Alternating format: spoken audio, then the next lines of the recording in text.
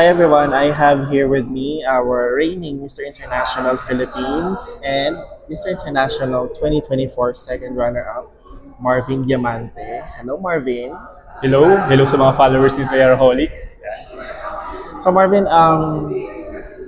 few months na lang, papasa mo na ang iyong title sa susunod na Mr. International Philippines. So, kamusta so far ang iyong journey as Mr. International Philippines?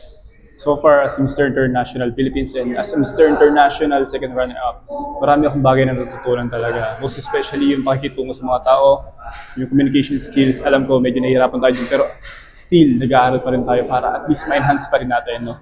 So sa mga future winners ng Mr. International, sana mas magampanan nyo or mas mabigay nyo yung best nyo as a winner.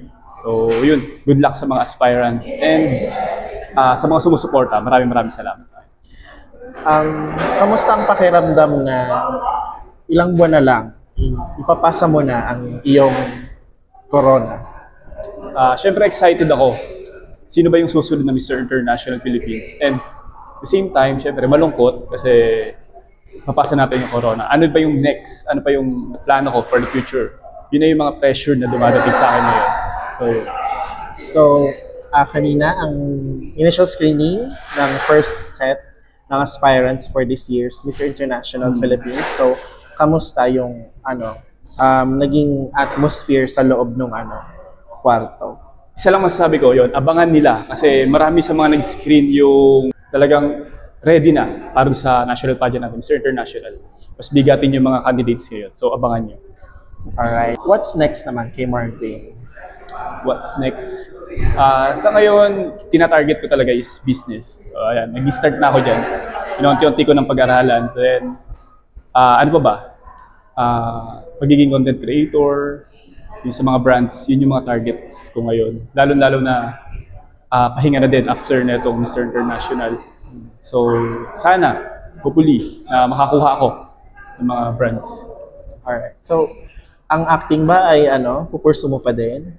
Actually, may mga nag-aalok din, may nag-invite din para sa acting workshops yan. Sa ngayon, pinag-iisipan ko muna kasi mahirap din yung padalos-dalos tayo sa mga decisions natin. Pero soon, malay natin. Alright. Thank you Marvin and good luck to your future endeavor. And of course, even after your reign, maasahan mo pa rin ang aming support. Thank you so much. And I'm hoping na makita niyo ulit ako sa national stage soon. Alright. Yan, maraming salamat sa inyo. Thank you very much, Thank Marvin. Once again, guys, our reigning Mr. International Philippines, Marvin Diamante.